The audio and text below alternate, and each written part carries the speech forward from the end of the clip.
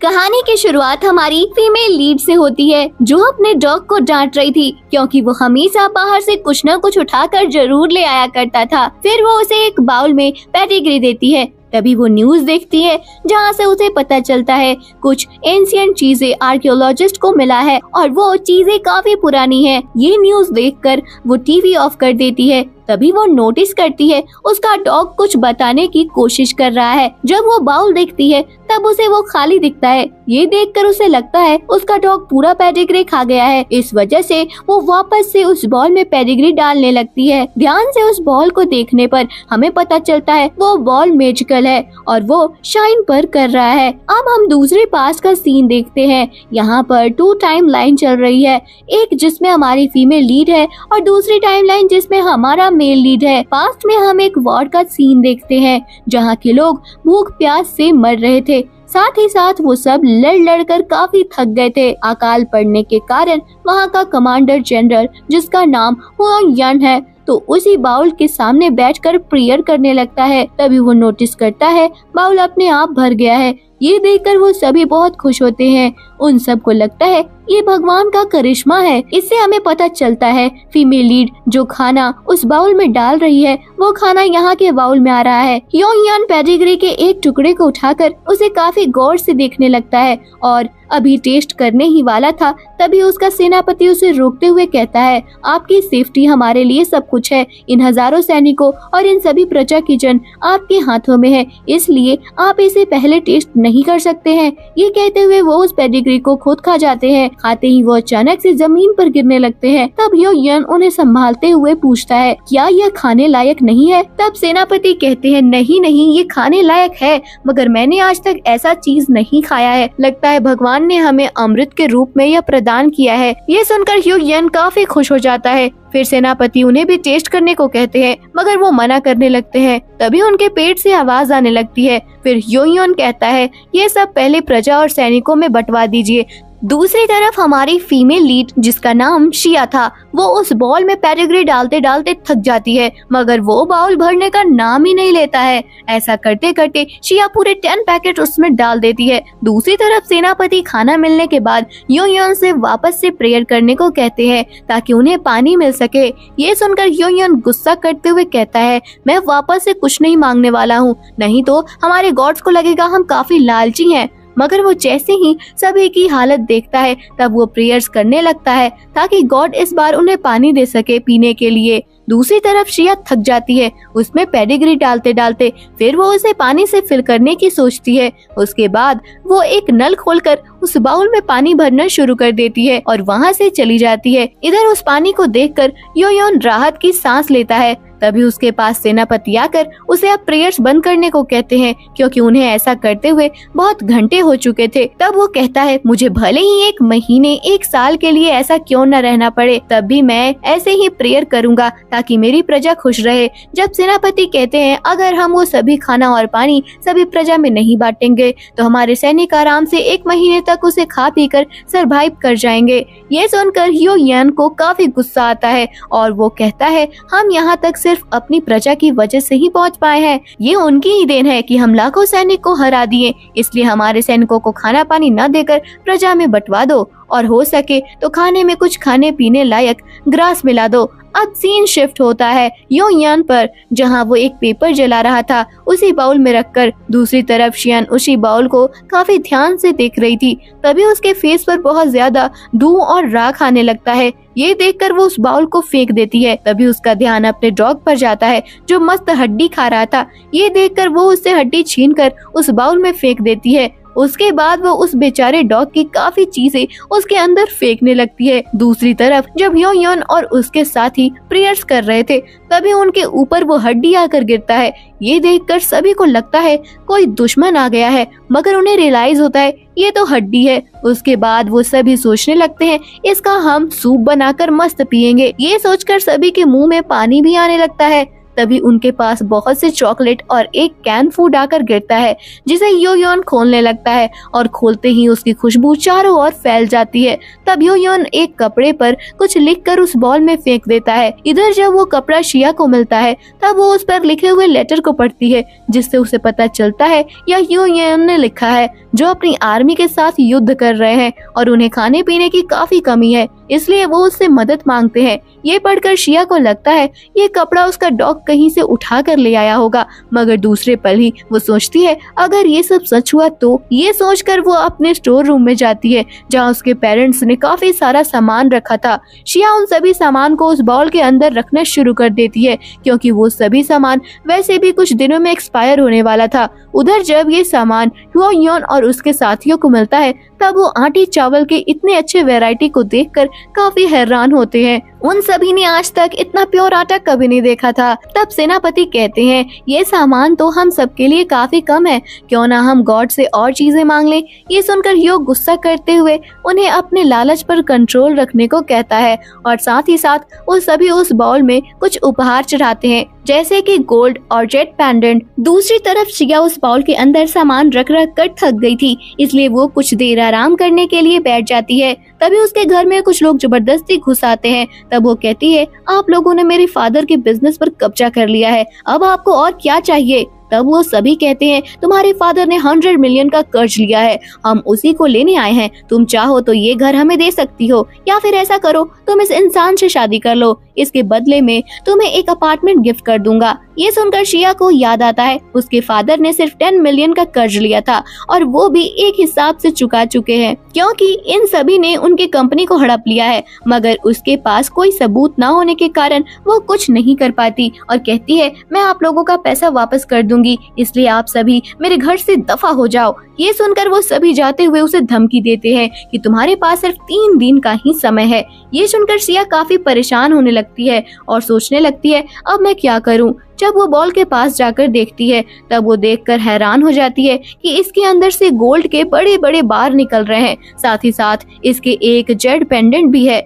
ये देखकर वो सोचने लगती है क्या ये बाउल अब मुझे अच्छी अच्छी चीजें दे रहा है, क्या ये किसी टाइप का खजाना है, या फिर कहीं इस बाउल के दूसरी तरफ से कोई मुझे ये चीजें तो नहीं दे रहा है। वो इसके बारे में ज्यादा ना सोचते हुए वो सभी गोल्ड बार और जेड पेंडेंट को लेकर अपने अंकल के पास पहुंच जाती है। ज्वेलरी को चेक करने में काफी एक्सपर्ट थे। वो गोल्ड बार को देखकर बताते हैं ये काफी रेयर बार है, जो कि प्योर गोल्ड से बना हुआ है, उसकी कीमत मिलियन में है। ये सुनकर शिया काफी हैरान होती है। उसके बाद वो जेड पेंडेंट को देती है चेक करने के लिए। उसे देखकर ही अंकल शॉक्ड रह जाते हैं और बताते हैं ये काफी रेयर जेड से बना हुआ है, इसकी कीमत का अंदाजा तुम लगा भी नहीं सकती हो। ये जेड पेंडेंट पुराने समय के ह्यो डायनेस्टी का है, जिसे लास्ट टाइम ह्यो यन के हाथ में देखा गया था जब वो युद्ध पर गए थे अपने सैनिकों के साथ। उस समय खाने पीने का अकाल पड़ गया था, मगर उस हालत में भी उनकी 30,000 सेना ने 3 लाख दुश्मनों का सामना काफी डट कर किया था। ये सब सुनकर शिया को याद आता है उस लेटर में भी यही बात लिखा हुआ था, कहीं उस बाउल के दूसरी तरफ सही में ह्यो यन ही तो नहीं है। फिर अंकल उसे एक एक्सिबिशन में जाने को कहते हैं, जहाँ उसे इस जेड पेंडेंट की असली कीमत मिल सकती थी। ये सुनकर वो हाँ बोलते हुए वापस से अपने घर आ जाती है और घर आते ही वो सबसे पहले योयन के बारे में पढ़ना शुरू करती है, मगर उसे योयन के बारे में कुछ खास इन्फॉर्मेशन नहीं मिलता है। आखिरी पेज पर लिखा था वहाँ के राजा ने योयन के सभी डिटेल्स को पूरी तरह से मिटा दिया था ताकि उसके बारे में किसी को पता न चल सके। फिर कुछ समय के बाद योयन की मृत्यु हो जाती है। ये पढ़कर शिया के हाथ से वो बुक गिर जाता है। तब वो सोचने लगती है मैं उसे बचाने के लिए क्या करूं, वहाँ पर युद्ध चल रहा है और खाने की भी कमी है, तो क्यों ना मैं इन्हें बहुत सारा खाने का सामान भेज दूं। उसके बाद वो 17 मिलियन का सामान ऑनलाइन ऑर्डर कर देती है। तब उसे एहसास होता है जब तक ये सामान उसके पास आएगा तब तक वो ये ह्यू डायनेस्टी खत्म हो चुकी होगी। ये जानकर वो जल्दी से सुपरमार्केट पहुंच जाती है और वहाँ का सभी सामान खरीदना शुरू कर देती है। ये देखकर वहाँ के सभी लोग हैरान होते हैं, साथ ही साथ वहाँ के स्टाफ को भी अपनी आंखों पर भरोसा नहीं हो रहा था। दूसरी तरफ योयन भी काफी परेशान हो रहा था। तभी उसे पता चलता है कि सभी प्रजा ने आंदोलन कर दिया था। तब वो जाकर उन्हें रोकने की कोशिश करते हैं, मगर वो सभी काफी गुस्से में दिख रहे थे क्योंकि उन सभी ने बहुत दिनों से कुछ खाया नहीं था। उन्हें ऐसा लग रहा था कि ये सभी सोल्जर्स और योयन अपना पेट तो भर रहे हैं मगर उनके बारे में सोच तक नहीं रहे हैं। तब योयन कहता है, हम आप लोगों के लिए क्या क्या नहीं कर रहे हैं, फिर भी आप लोगों को हमारे ऊपर भरोसा नहीं है। भले ही आपको राजा ने आपको निकाल दिया है अगर अपने राज्य से, मगर मैं आप सभी के साथ हूँ। उसके बाद वो उन सभी को भी प्रेयर्स करने को कहते हैं। कुछ देर बाद एक बच्चा कहता है, प्रेयर्स करने से खाना थोड़े न मिलता है, ये सभी नाटक कर रहे हैं। ये सुनकर योयन सोचने लगता है, अगर आज सही में गॉड ने खाने का सामान नहीं दिया फिर क्या होगा हम सभी का। उसके बाद मैं इन सभी को क्या मुंह दिखाऊंगा। तभी अचानक से उस बाउल के अंदर से खाने का ढेर सारा सामान गिरने लगता है। उन चावल की क्वालिटी देखकर उन सभी को अपनी आंखों पर भरोसा नहीं होता है। उसके बाद योयन सबसे पहले उन सभी को खाने के लिए देता है। सभी लोग ऐसा खाना खा रहे थे जैसे उन्हें आखिरी बार ये खाना नसीब हो रहा है। तभी अचानक से योयन को उस बाउल में से आवाज आता है जहाँ शिया पूछती है, क्या तुम्हारा नाम योयन है और तुम यो डायनेस्टी से हो। ये सुनकर योयन सोचने लगते हैं, इन्हें मेरे आइडेंटिटी के बारे में कैसे पता है। इसके बाद वो जवाब देता है, हाँ मैं योयन ही हूँ, जेड डायनेस्टी से, और आपका बहुत शुक्रगुजार हूँ कि आपने हमारे लिए इतना सब कुछ किया है। उसके बाद वो उसके रिप्लाई का वेट करने लगते हैं। ऐसा करते करते उसे बहुत समय हो जाता है। तब उसे शिया की आवाज सुनाई देती है जहाँ वो कहती है, मैं कोई गॉड नहीं हूँ मगर फिर भी मैं आप सभी की मदद करना चाहती हूँ, इसलिए आप बता दीजिए मैं आप लोगों की मदद कैसे कर सकती हूँ। ये सुनकर योयन पूछता है, अगर आप गॉड नहीं हो तो कौन हो और आप हमारी मदद क्यों करना चाहती हो। तब वो कहती है, मैं इस बात को नहीं समझ सकती हूँ, ऐसा करो आप मुझे एक गॉड ही समझो और अपनी प्रॉब्लम बताओ। अब योयन उसे बताता है उसे कम से कम 30,000 लोगों का पेट भरने लायक खाने का सामान चाहिए। जिस पे शिया कहती है कि ठीक है आपको मिल जाएगा सामान, मगर उसके बदले आपको मुझे गोल्ड भेंट में चढ़ाना होगा। उसके लिए योयन भी मान जाता है। फिर वो जाकर सभी प्रजा को प्रेयर्स करने को कहता है। ऐसा करते ही बहुत सारा सामान बाउल से निकलने लगता है और देखते ही देखते वहाँ सामान का ढेर जमा हो जाता है। फिर योयन वापस से प्रेयर्स करता है। फिर उसके पास वापस से सामान आने लगते हैं। ये सब देखकर सभी लोग खुशी मनाने लगते हैं। तब योयन एक स्वीट पोटैटो को उठाते हुए बोलता है, यह एक ऐसी चीज है जिसे आप लोग चोटी की जगह पर उगा सकते हैं। साथ ही साथ इसकी खेती करने के लिए आप सभी को ज्यादा पानी की भी जरूरत नहीं पड़ती है और इसकी फसल भी बहुत जल्दी तैयार हो जाती है। ये सुनकर सभी लोग खुश होते हुए कहते हैं, अब हमें भूखे मरने की जरूरत नहीं पड़ेगी, अब हमें जिंदा रहने का साधन मिल चुका है। अब रात का सीन देखते हैं जहाँ सेनापति योयन से कहते हैं, क्या हमें गॉड को गोल्ड सिल्वर जेड भेंट में देना चाहिए, ये काफी महंगी चीजें हैं। ये सुनकर वो कहता है, हमारी प्रजा से इम्पोर्टेंट चीजें कुछ भी नहीं है, अगर हम सब जिंदा ही नहीं रहेंगे तो फिर ये गोल्ड किस काम आएगा। दूसरी तरफ हम शिया को देखते हैं जो बैठकर हिसाब कर रही थी। तभी उसके पास उसकी आंट का कॉल आता है जो उससे उसका घर हड़पना चाहती है। फिर शिया कहती है, आपने कॉल क्यों किया है, क्या आप मेरी शादी उस बुढ़े से करवाना चाहती हो। तब उसकी आंटी कहती है, क्या तुम्हें तमीज नहीं है कि अपनी आंटी से कैसे बात की जाती है। तब वो कहती है, क्या आपने आज तक ऐसा कोई काम किया है जिस वजह से मैं आपको आंटी बोल सकूं। फिर उसकी आंटी गुस्से में कहती है, अगर तुमने 2 दिन के अंदर पैसे वापस नहीं किए तो तुम रोड पर आ जाओगी, इस बात को याद रखना। ये सुनकर शिया बोलती है, आप सपने देखते रह जाओ। ये कहकर वो कॉल कट कर देती है। दूसरी तरफ हम योयन को देखते हैं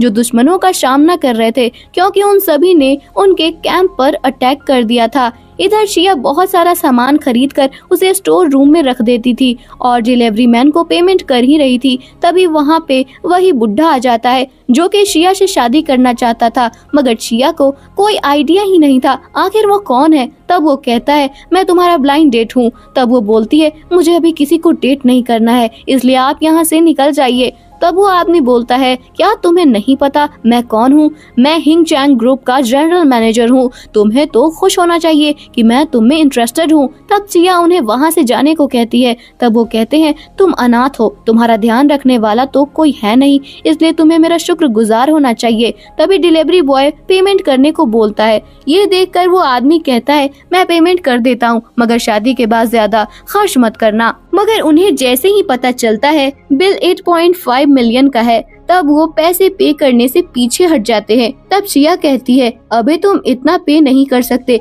फिर तुम मेरे से शादी करने का ख्वाब भी देखना भूल जाओ। ये कहकर वो अपने डॉग को वहाँ पर बुला लेती है, जो उनका पीछा करने लगता है। ये देखकर वो वहाँ से तेजी से भाग जाता है। जब सिया घर के अंदर जाती है तब उसे बॉल के अंदर से एक और जेट पत्थर मिलता है। उसे देखकर वो सोचती है, मुझे अपने अंकल से इसके बारे में पूछना चाहिए, ये भी काफी रेयर दिख रहा है। उसके बाद वो अपने अंकल के पास पहुंच जाती है और वो सभी जेड उन्हें दिखाने लगती है।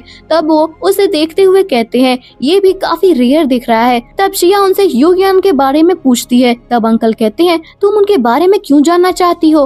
वैसे इस शॉप के पुराने मालिक युयान के बारे में हमेशा पढ़ा करते थे और उनके पास बहुत से इन्फॉर्मेशन भी थे। ये लो ये बुक, इसमें तुम्हें कुछ इन्फॉर्मेशन मिल जाएंगे।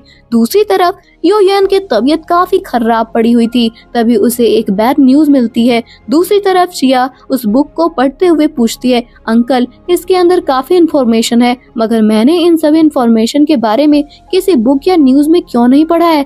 तब वो बताते हैं, ये बुक हाथ से लिखा गया है उनके पूर्वजों की वजह से, इसलिए वो आज तक इसे संभाल कर रखे हुए हैं। और हाँ, तुम्हारे जेड पेंडेंट को देखकर मेरे दोस्त का मुंह खुला का खुला रह गया था। यह रहा इनविटेशन लेटर, वो तुमसे मिलना चाहते हैं पर्सनली, इसलिए इस एक्सिबिशन में जरूर आना। अब हम बाउल को देखते हैं जिसके अंदर से कुछ लेटर्स निकल रहे थे। दूसरी तरफ युयान की हालत दिन पर दिन खराब हुई जा रही थी। तभी उसका सेनापति आकर बताता है, बहुत से सैनिकों में प्लॉज फैल गया है, जैसा आपने कहा था वैसे ही मैंने उन सभी को अलग कर दिया है, मगर अब आइसोलेट करने के लिए जगह ही नहीं बचे हैं और न ही कोई दवाई है इसका। ये सुनकर युयान गुस्सा करते हुए उन्हें जल्द से जल्द दवाई ढूंढ कर लाने को कहता है। उसके बाद वो गॉड से माफी मांगने लगते हैं। तभी अचानक से वो बेहोश होकर वहीं पर गिर पड़ते हैं। इधर जब शिया घर आती है तब वो देखती है बाउल में काफी लेटर्स पड़े हुए हैं। वो उन्हें एक एक करके पढ़ने लगती है, जिससे उसे पता चलता है योडान स्ट्रीम में प्लेग फैल गया है, जिस वजह से बहुत से लोग की मौत हो गई है। साथ ही साथ उन्हें फीवर और कोल्ड जैसे सिम्टम्स दिख रहे हैं। पूरी जनता परेशान और हताश है।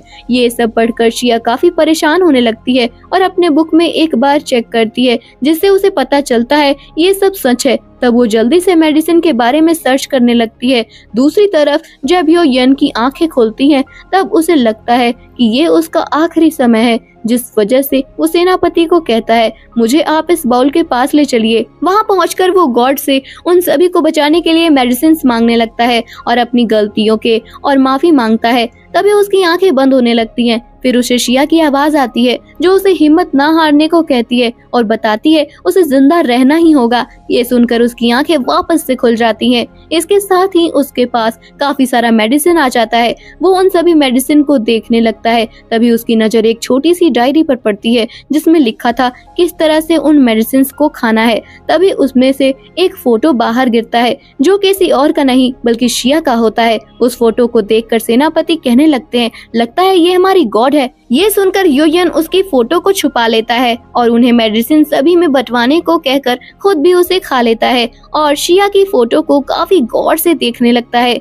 तब भी उसे पता चलता है दुश्मन एक बहुत बड़े अटैक की तैयारी कर रहे हैं। ये सुनकर वो उस तरफ जाने लगता है। अब हम एक्सिबिशन का सीन देखते हैं जहाँ काफी बड़े बड़े लोग आए थे जो टियान से मिलना चाहते थे। ये एक्सिबिशन टियान ही होल्ड कर रहा था। वहाँ पर शिया की आंटी और असल भी आए थे जो उसके घर पर कब्जा करना चाहते थे। आंटी अपनी तारीफ करते हुए बोलती हैं, इस एक्सिबिशन में वही हिस्सा ले सकता है जिसके पास 10 मिलियन से ज्यादा मूल्यवान चीजें हो। वैसे तुम सब मुझे ही देख लो, मेरे पास लीन डायनेस्टी का एक वास है जो काफी मूल्यवान है। ये देखकर सभी लोग उनकी तारीफ करने लगते हैं। तभी वहाँ पर शिया आती है एक बैग के साथ। ये देखकर आंटी बोलती हैं, तुम यहाँ पर क्या कर रही हो? कहीं इस बैग में कूड़ा कबाड़ तो नहीं है? ये जगह तुम्हारे लायक भी नहीं है, इसलिए यहाँ से वापस चली जाओ। तब वो कहती है, मैं यहाँ पर आऊँ या नहीं आपको क्या जा रहा है? मैं यहाँ पर कुछ एंशिएंट चीजें लेकर आई हूँ। ये सुनकर आंटी अपना वास दिखाते हुए कहती है, यहाँ पर उन्हीं लोगों को एंट्री मिलेगी जिसके पास 10 मिलियन से ज्यादा की कीमती चीजें हो। उसके बाद वो सामने बैठे इंसान से उस वास को चेक करवाती है। तब वो बताते हैं ये लीन डायनेस्टी का है और ये काफी मूल्यवान भी है। इसकी कीमत कम से कम 13 मिलियन तो होगी ही। ये सुनकर वो शो ऑफ करने लगती है और शिया को वहाँ से वापस जाने को कहती है, मगर जब वो मना कर देती है तब वो बोलती है, तुम्हारे पास सिर्फ आज का ही समय है। अगर मुझे मेरे पैसे नहीं मिले मिले तो वो घर मेरा होगा। ये सुनकर शिया बोलती है आपके पैसे आपको आज मिल जाएंगे। उसके बाद वो उन सभी आदमी को अपनी चीजें दिखाने लगती है। वो एक छोटे से वाज को देखकर कहता है ये दिख तो काफी रेयर लग रही है, अगर मुझे इसका डायनेस्टी पता नहीं चल रहा है। तब वो कहती है ऐसा है, मगर मुझे अंदर जाने का पास मिला है, ये देखो इनविटेशन लेटर। उसकी ये बातें सुनकर वहाँ पर खड़े सभी लोग हंसने लगते हैं और आंटी कहती हैं ऐसा कोई लेटर ही नहीं बना है, फिर तुम्हें ये कहाँ से मिला और तुम किसे पागल बनाने की कोशिश कर रही हो। उनकी बातें सुनने के बाद शिया किसी को कॉल करने लगती है। तब आंटी कहती हैं तुम किसे कॉल कर रही हो? अपने उसी अंकल को जो ज्वेलरी का काम करते हैं। अब तुम यहाँ से शर्म के कारण भागने की कोशिश मत करना। तभी वहाँ के प्रेसिडेंट आ जाते हैं, जिन्हें देखकर सभी हैरान होते हैं। वो डायरेक्ट शिया के पास जाते हैं और उसे अंदर ले जाने लगते हैं। तब शिया जाते हुए अपनी आंटी को इनविटेशन लेटर दिखाकर कहती है लगता है ये लेटर सही में काम करता है। तभी आंटी और बाकी के लोग प्रेसिडेंट को रोक कर कहते हैं हम भी वीआईपी गेस्ट हैं। तब प्रेसिडेंट शिया से पूछते हैं क्या आप इन सभी को जानती हो? तब वो मना कर देती है और वहाँ से चली जाती है। अब हम दूसरी तरफ का सीन देखते हैं जहाँ यूयन को पता चलता है जोर और चैन डांसरी ने दोनों तरफ से हमला कर दिया है और उनके पास कम से कम 1 लाख सोल्जर्स हैं और हमारे पास न ही आर्मर है और न ही अच्छे तलवार। हम उन सभी का सामना कैसे करेंगे? तब योयन कहता है इसका पता नहीं, मगर हम हार नहीं मान सकते हैं। हमें कैसे भी करके उन सभी का सामना करना ही होगा ताकि हम अपनी प्रजा की रक्षा कर सके। दूसरी तरफ हम शिया को देखते हैं जिसे अंदर एंट्री मिल गई थी। कुछ देर बाद वहाँ पर आंटी आ जाती हैं, जिन्हें अंदर एंट्री किसी और ने नहीं बल्कि उसी आदमी ने दिलाया था जो शिया से शादी करना चाहता था। इसका नाम शू है। अंदर आते ही आंटी शिया को देखकर कहती हैं ये तुम्हारे लायक जगह नहीं है, इसलिए यहाँ से चली जाओ। शू एक चेयर पर बैठते हुए बोलते हैं आओ मेरी गोद में बैठ जाओ, फिर शायद मैं तुम्हें माफ कर दूं। ये सुनकर शिया उनकी तरफ बढ़ने लगती है और आगे जाकर उन्हें किक मारती है, मगर वो अपने आप को बचा लेता है और कहता है तुम्हारी हिम्मत कैसे हुई ऐसा करने की? तब शिया बोलती है मैं तेरे जैसे पिक को डेट करूंगी, तुम्हें ऐसा क्यों लगता है? उसके बाद वो वहाँ से जाने लगती है। तब शू उसे माफी मांगने को कहते हैं, मगर शिया उसे इडियट कहकर आगे वीआईपी सीट पर चली जाती है। तब आंटी उसे रोकते हुए कहती है तुम वीआईपी सीट पर कैसे बैठ सकती हो, तुम इसके लायक तक नहीं हो। तब शिया उन्हें अपना नाम दिखाती है जो कि वीआईपी सीट पर लिखा था। ये देखकर वो सभी हैरान रह जाते हैं। तभी वहाँ पर प्रेसिडेंट भी आ जाते हैं,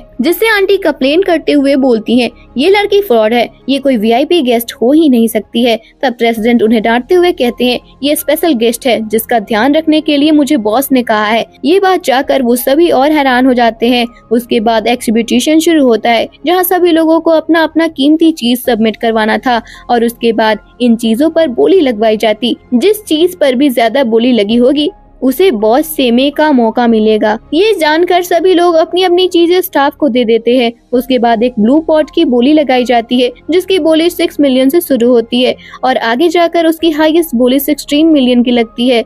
इसके बाद दूसरे आइटम की बोली लगाई जाती है। वो आइटम एक वास होता है जिसकी बोली 15 मिलियन से लगाई जाती है और हाईएस्ट बोली 21 मिलियन पहुंचती है। ये सब देखकर शिया काफी बोर हो जाती है और अपने बारी का इंतजार करते हुए सोचती है अभी हुओ यान क्या कर रहा होगा। उसकी आर्मी तो अभी प्लाउज से जूझ रही होगी। तभी उसका वही बाउल चमकने लगता है और उसमें से एक लेटर निकलता है जिससे उसे पता चलता है कि दूसरे डायनेस्टी के लोगों ने योयन की आर्मी पर हमला कर दिया है और उनके पास लड़ने के लिए अच्छी वेपन्स भी नहीं है, जिससे वो सभी लोग युद्ध में मारे जा भी सकते हैं। ये पढ़कर वो काफी परेशान होने लगती है कि अब मैं क्या करूं, मैं उन लोगों की मदद कैसे कर सकती हूँ, उनके लिए मैं कहां से अच्छी बुलेट प्रूफ जैकेट लाऊं। तभी शू के आइटम की बारी आ जाती है। वो अपना आइटम स्टाफ को न देकर खुद स्टेज पर सबमिट करके आ जाती है, जहां उन्हें चेक करके बताया जाता है ये काफी कीमती है। ये सुनकर वो खुश होने लगते हैं। फिर आगे उन्हें पता चलता है ये सिर्फ एक यूरिनरी है जहाँ पर यूरिन किया जाता है। ये सुनकर सभी लोग हंसने लगते हैं और उनका अच्छे से पोपट हो जाता है, मगर वो इस बात पर बिलीव करने को तैयार नहीं था और उस पॉट को सूंघते हुए कहता है ये पॉट राजा द्वारा यूज किया जाता है। उनकी ये हरकत देखकर सभी लोग उसे नीचे आने को कहते हैं और शिया कहती है ये एक मामूली यूरिन पॉट है, इसलिए आप अपना मजाक मत बनाइए और नीचे आ जाइए। तब वो कहते हैं अगर तुम्हें ये मामूली पॉट लगता है फिर तुम कोई मूल्यवान वस्तु दिखाओ। तब शिया अपने बैग से एक ब्लैक कलर का स्टोन निकालती है जिसे देखकर सभी लोग हंसने लगते हैं और शिया का मजाक बनाते हुए कहते हैं ये सिर्फ एक मामूली सा स्टोन है, इसे तो कोई 100 रुपया में भी नहीं खरीद खरीदेगा। तभी वीआईपी गेस्ट में से एक गेस्ट जिसका नाम जहांग होता है, वो उस ब्लैक स्टोन की बोली 1 बिलियन लगाते हैं, जिसे सुनकर सभी के होश उड़ जाते हैं, खास तौर पर शिया के। तब चू उनके पास आकर कहते हैं, ये लड़की आपको पागल बना रही है, ये एक मामूली स्टोन है, मैं आपके लिए ऐसे 10 स्टोन ला सकता हूँ। ये सुनकर मिस्टर जहांग उस पर गुस्सा करते हुए कहते हैं, मैं तुम्हारे जैसे मूर्ख इंसान की बात कब से मानने लगा, और तुम्हारी हिम्मत कैसे हुई मुझे सलाह देने की। तब वो कुछ नहीं बोल पाते हैं। फिर मिस्टर जहांग शिया से पूछते हैं, अगर आपको इसकी कीमत और चाहिए तो मैं देने को तैयार हूँ। तब शिया कहती है, मुझे पैसे नहीं चाहिए, बल्कि इसके बदले एक फेवर चाहिए। ऐसा करिए, आप इस स्टोन को भी रख लीजिए, मगर आप मेरा काम कर दीजिए। तब मिस्टर जहांग उससे उसका काम पूछते हैं। तब वो बुलेट प्रूफ और हार्ड वेस्ट मांगती है। तब वो जवाब देते हैं, आपको 3 दिन में ये सभी चीजें मिल जाएंगी। ये सुनकर शिया उनसे ये काम 1 दिन में करने को बोलती है, मगर वो मना कर देते हैं। तब शिया उन्हें एक जेड पेंडेंट देते हुए जल्दी से अरेंज करने को बोलती है। तब वो कहते हैं, आधे से 1 घंटे में आपको आपका सामान मिल जाएगा। तभी वहाँ पर मिस्ट्रेस लीन की एंट्री होती है, जो काफी जानी मानी बिजनेस वूमेन है। वो आते ही बताती हैं, उनसे ज्यादा कीमती वाला आइटम किसी के पास होगा ही नहीं। उसके बाद वो अपना आइटम दिखाती हैं, जो एक छोटा सा ट्री होता है, वो भी जेड पत्थर से बना हुआ। सभी लोगों को लगता है ये तो आम सा पत्थर है। तब वहाँ के वैज्ञानिक बताते हैं, ये काफी मूल्यवान पत्थर है, इस वजह से इसकी कीमत 50 बिलियन से शुरू होती है। ये सुनकर शिया अपना जेड पेंडेंट देखने लगती है। इधर सभी लोग कहते हैं, आप सभी 50 बिलियन से इसका प्राइस कैसे स्टार्ट कर सकते हैं। सभी लोग मिस्ट्रेस लीन के खिलाफ लग रहे थे। ये सब देखकर मिस्ट्रेस लीन बोलती है, तुम सबको इसकी वैल्यू क्या पता होगी, तुम सब तो एक आम इंसान हो। इसके बाद वो उस ट्री पर टैप करती है। उनके ऐसा करते ही उस ट्री से फ्लावर्स ब्लूम करने लगते हैं, और साथ ही साथ वो सभी फ्लावर्स चमक भी रहे थे। ये देखकर वहाँ पर खड़े सभी के सभी लोग हैरान हो जाते हैं। फिर वो पूछती है, क्या अब मैं मास्टर से मिल सकती हूँ, मेरा आइटम सबसे ज्यादा कीमती है। तब वहाँ पर खड़े जजेस बताते हैं, वो उससे नहीं मिल सकती है, क्योंकि मास्टर खुद डिसाइड करेंगे उन्हें किससे मिलना है। अब हम व्हाइट जेड पेंडेंट की बोली शुरू करने वाले हैं। ये सुनकर शिया अपना व्हाइट जेड पेंडेंट लेकर खड़ी हो जाती है। उसके ऐसा करते ही अंकल आंटी उसका मजाक बनाने लगते हैं। तब वो अपने हाथ में व्हाइट जेड पेंडेंट को दिखाती है, जिसे देखने के बाद उन सभी का मुंह खुला का खुला रह जाता है। उसके बाद शिया स्टेज पर जाती है, जहाँ पहले तो उसे शू घेर लेता है, मगर वो उनसे मुंह न लगते हुए आगे बढ़ जाती है। जहाँ जाते ही वो सभी को अपना व्हाइट जेड पेंडेंट दिखाती है, जिसे देखकर मिस्ट्रेस लीन उसका मजाक बनाने लगती है कि आजकल यहाँ पर कोई भी अपना मुंह उठाकर आ जा रहा है, ऐसे किसी पेंडेंट के बारे में तो मैंने सुना ही नहीं है। ये सब सुनकर शिया वहाँ से जाते हुए बोलती है, अगर आपको इस जेड पेंडेंट की वैल्यू ही नहीं पता, फिर मेरे यहाँ रहने का क्या फायदा। वो जा ही रही होती है, तभी मिस्ट्रेस लीन उसका हाथ पकड़कर उससे बहस करने लगती है। तभी अचानक से मिस्ट्रेस लीन के ड्रेस के सभी फ्लावर्स एक एक करके गिरने लगते हैं। ये देखकर मिस्ट्रेस लीन इसका दोस्त भी बेचारी शिया पर डाल देती है। तब वो कहती है, मैंने तो कुछ भी नहीं किया है और न ही उसे टच किया है। तब जजेस उन्हें बताते हैं, जेड पेंडेंट में और सभी जेड स्टोन्स में स्पिरिट होता है, और आपके फ्लावर्स इसलिए नीचे गिर गए क्योंकि व्हाइट जेड पेंडेंट के सुंदरता के सामने वो सभी टिक नहीं पाए। ये सुनकर मिस्ट्रेस लीन को